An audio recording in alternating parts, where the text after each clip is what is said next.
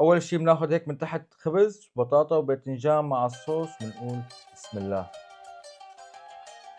الله، الله، الله.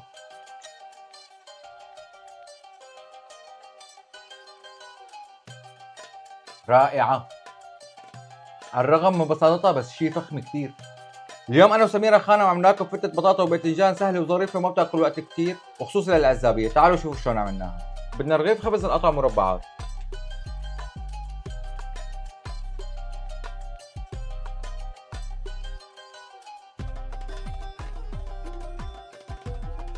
بدنا باذنجان نقشره ونقطعه، وهلا سميرة خانم رح تقشرنا الباذنجان.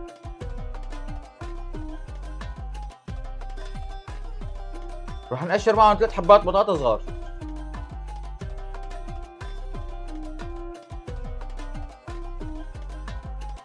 وهلا استعنا ببهيجة خانم بنت عمها لسميرة خانم عشان نقطع الباذنجان، بدنا نقطعهم مكعبات صغيرة.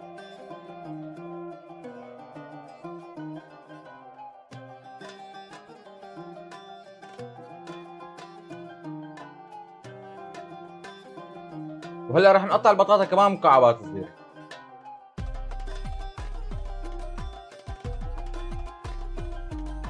وهيك بعد ما قطعناها صرنا جاهزين للخطوة الثانية. وهلا بزيت غزير وحامي بدنا نقلي الخبزات.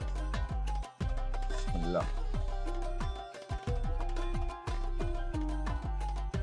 وهلا رح نقلي الباذنجانات اللي قطعناهم.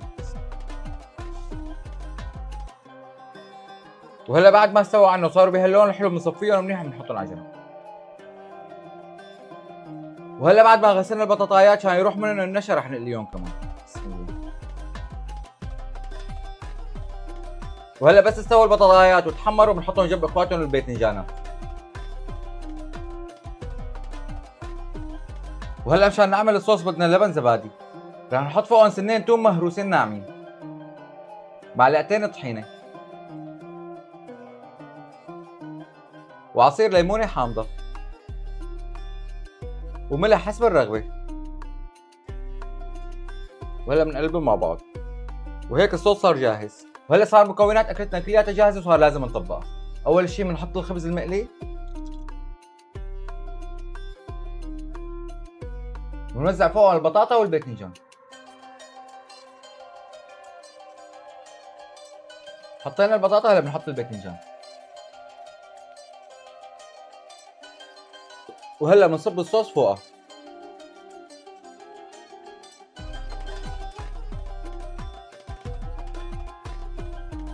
وهلا بنرش لهم رشة دبس رمان.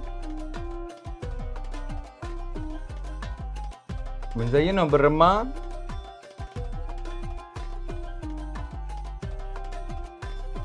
ورشة بقدونس ناعم.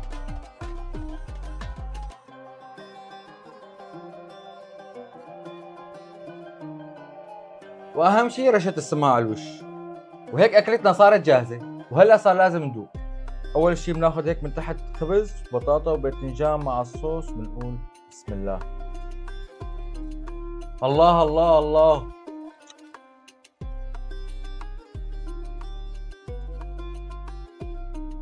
رائعة. وهلا كما جرت العادة لازم ناخد رأي سميرة خانم بالموضوع. شو رأيك سميرة خانم؟ تمام.